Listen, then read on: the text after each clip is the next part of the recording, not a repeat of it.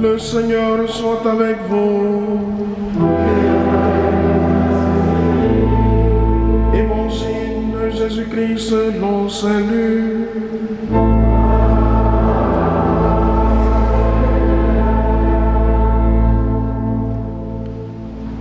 En ce temps-là, parmi les disciples, le Seigneur en désigna encore 72 et il les envoya 2 par 2 en avant de lui, en toute ville et localité où lui-même allait se rendre. Il leur dit: la moisson est abondante, mais les ouvriers sont peu nombreux. Priez donc le maître de la moisson d'envoyer des ouvriers pour sa moisson. Allez, voici que je vous envoie comme des agneaux au milieu des loups. Ne portez ni bourse, ni sac, ni sandales, ne saluez personne en chemin. Mais dans toute maison où vous entrerez, dites d'abord: paix à cette maison. S'il y a là un ami de la paix, votre paix ira reposer sur lui. Sinon, elle reviendra sur vous. Restez dans cette maison, mangeant et buvant ce que l'on vous sert, car l'ouvrier mérite son salaire. Ne passez pas de maison en maison. Dans toute ville où vous entrerez et où vous serez accueillis, mangez ce qui vous est présenté. Guérissez les malades qui s'y trouvent et dites-leur: le règne de Dieu s'est approché de vous. Mais dans toute ville où vous entrerez et où vous ne serez pas accueillis, allez sur les places et dites: même la poussière de votre ville collée à nos pieds, nous l'enlevons pour vous la laisser. Toutefois, sachez-le, le règne de Dieu s'est approché.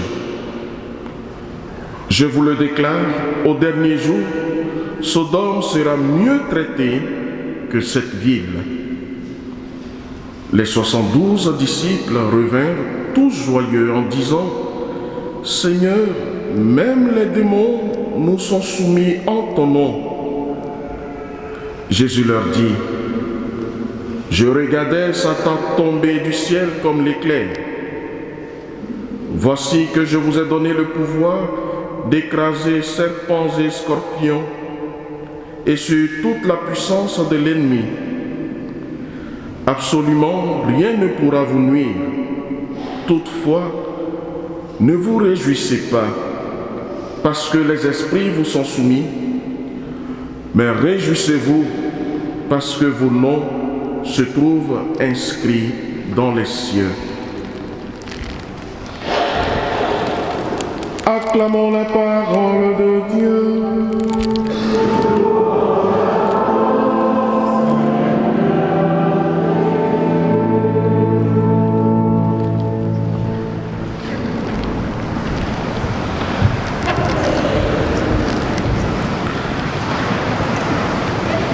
Chers frères et sœurs, bien-aimés du Christ, dimanche dernier, l'Évangile nous invitait à réfléchir sur notre manière de suivre le Seigneur.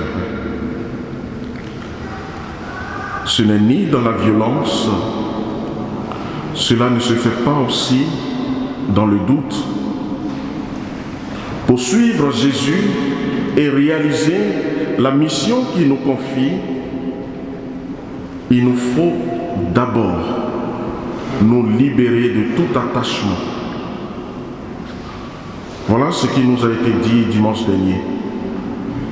Laissez tout pour suivre Jésus-Christ sous la conduite de l'Esprit Saint après avoir reçu l'appel.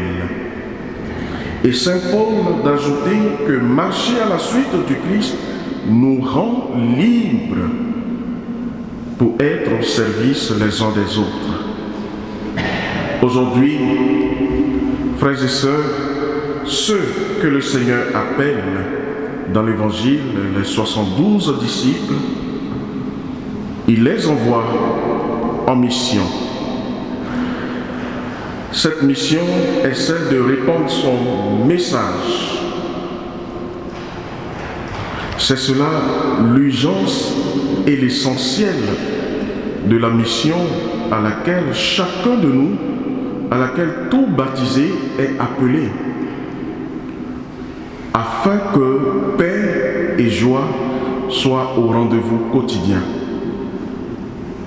Voilà la mission que le Seigneur confie aux 72 disciples. Et comme ils ne sont pas nommés dans l'Évangile, ces 72 disciples, c'est vous, c'est moi. Pour réussir cette mission, il donne des consignes fermes. La première consigne, c'est la prière. Il dit dans l'Évangile, la moisson est abondante, mais les ouvriers sont peu nombreux.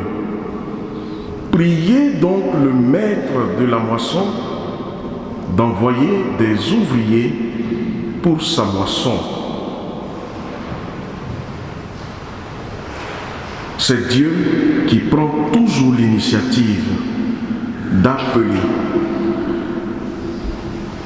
C'est Dieu qui prend toujours l'initiative de nous confier des missions. Il faut prier pour que Dieu envoie des ouvriers et des ouvrières pour sa moisson, ce dont nous avons tant besoin chez nous, ici en France, chez nous, dans notre diocèse, chez nous, sur notre paroisse, parce que nous avons besoin des ouvriers et des ouvrières pour la moisson. Je le dis parce que nous constatons aujourd'hui que nos églises se vident. Nous constatons qu'il n'y a plus beaucoup de prêtres parce que nos séminaires se vident. Alors, la prière est une urgence. Il faut beaucoup prier. Les appels dans l'Église sont variés et différents selon nos salutations, nos situations du moins de vie. Mais ils ont en commun qu'ils nous demandent d'avancer toujours le regard fixé sur Jésus-Christ, parce que c'est lui qui nous appelle.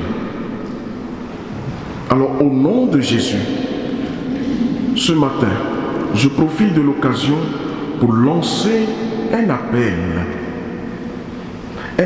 au sujet des nombreux services qui permettent à chacun d'apporter sa contribution à la vie, à l'animation de cette communauté chrétienne de Saint-Pierre. Nous en avons besoin.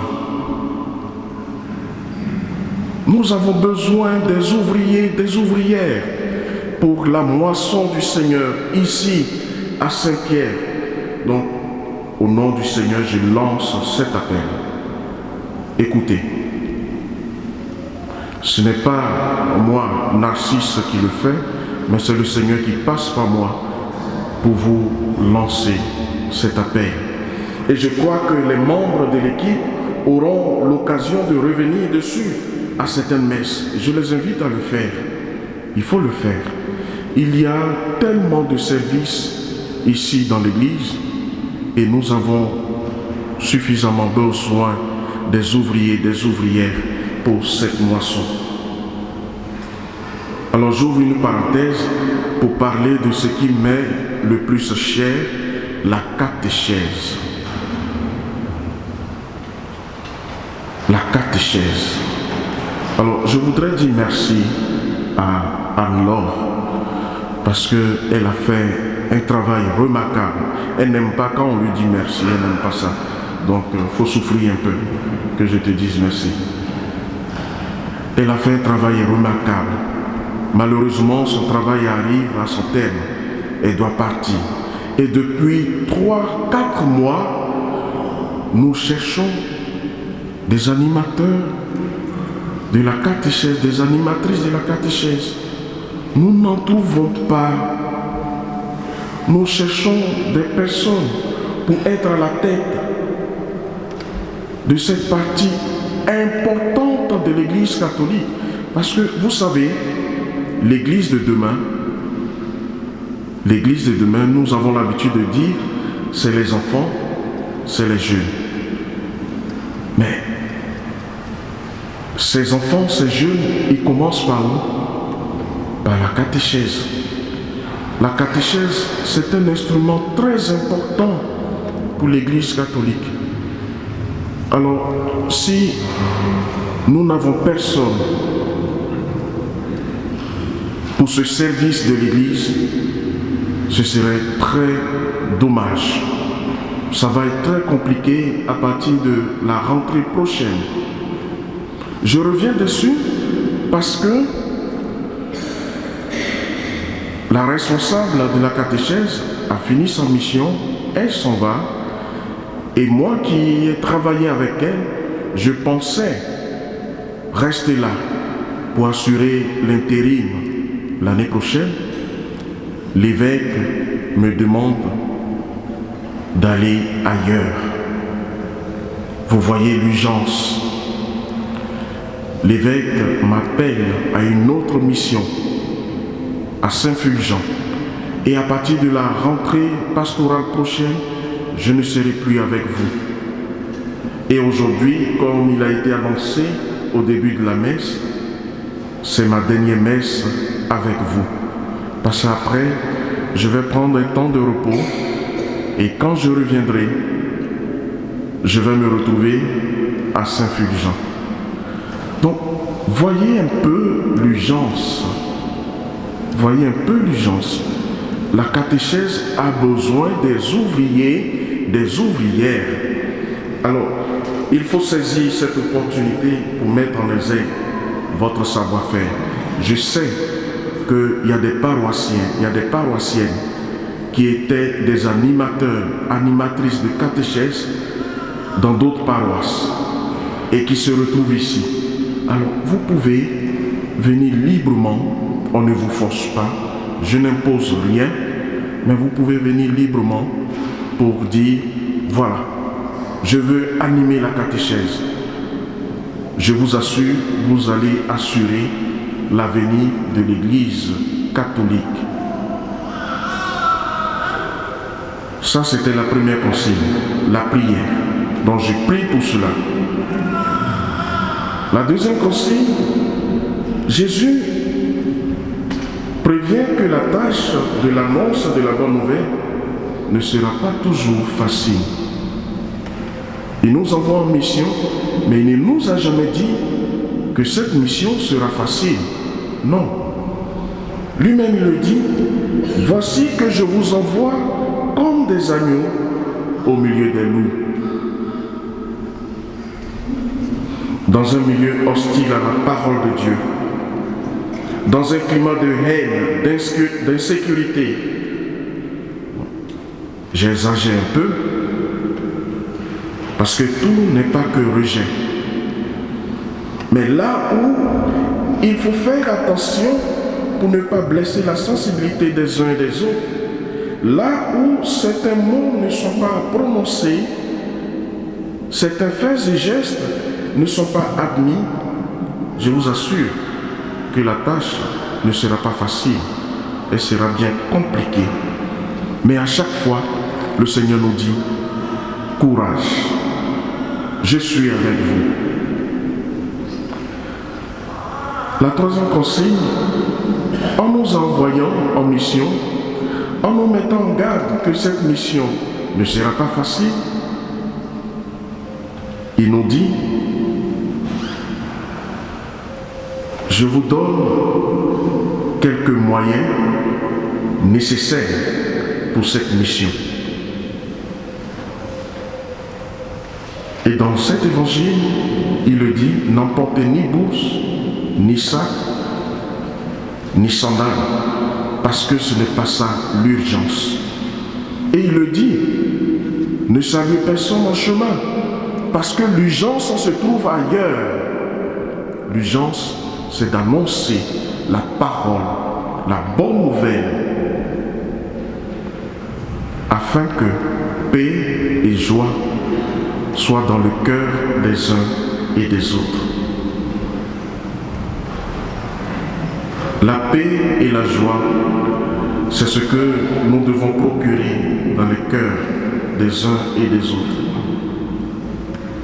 C'est pourquoi le prophète Isaïe, dans la première lecture, dans un moment où le peuple Israël était déboussolé, a donné un message apaisant, un message de paix, un message de joie. Cette mission, certes, ne sera pas facile. Il faut en être conscient. Et c'est pourquoi Saint Paul, dans la deuxième lecture, dit « Pour moi, la croix de notre Seigneur Jésus-Christ reste ma seule fierté. » Malgré l'urgence, malgré les difficultés que nous pouvons rencontrer dans l'Évangile, dans la mission du moins, le Seigneur nous demande d'être des artisans de paix. Partout où vous entrez, dites d'abord paix à cette maison. Alors je profite de l'occasion. Aujourd'hui, c'est une occasion que j'ai pour dire merci à tout le monde. Je profite de l'occasion pour dire merci à tous ceux et celles qui m'ont ouvert les portes de leur maison et qui m'ont donné un verre d'eau à boire. Je leur dis sincèrement merci. Et quand je suis rentré chez vous, peut-être que je ne vous l'ai pas dit, mais intérieurement je disais paix à cette maison et à tous ceux qui l'habitent. Et je sais que cette paix que j'ai souhaitée est restée dans votre maison. Demeurez donc dans la paix. Cette mission que le Seigneur nous confie, cette mission que le Seigneur confie aux 72 disciples, cela n'est pas réservé uniquement aux papes, aux évêques, aux prêtres, aux diacres, mais cela est réservé à tout chrétien baptisé, confirmé. Et donc, vous tous ici présents, vous êtes envoyés en mission. À chacun de vous, Dieu donne une mission, une grâce particulière. Alors, en fonction du don que vous avez reçu, en fonction du charisme que vous avez, annoncez l'Évangile. Proposez l'Évangile sans forcer, bien sûr, sans imposer quelque chose, mais proposez, parce que le Seigneur est toujours avec vous. En faisant ainsi, c'est sûr et certain qu'il y aura des fruits. Peut-être que ces fruits, vous n'allez pas les voir parce que vous ne serez plus là, mais vous aurez le mérite d'avoir annoncé l'Évangile. Voilà, frères et sœurs, ce que je voudrais bien partager avec vous ce matin. Que cette Eucharistie nous permette de nous renouveler dans notre foi et dans notre espérance. Parce que nous avons toujours avec nous Jésus-Christ qui accompagne et qui soutient tous nos efforts. Il faut compter sur sa puissance. Il faut compter sur sa grâce, ici, maintenant, pour les siècles des siècles. Amen.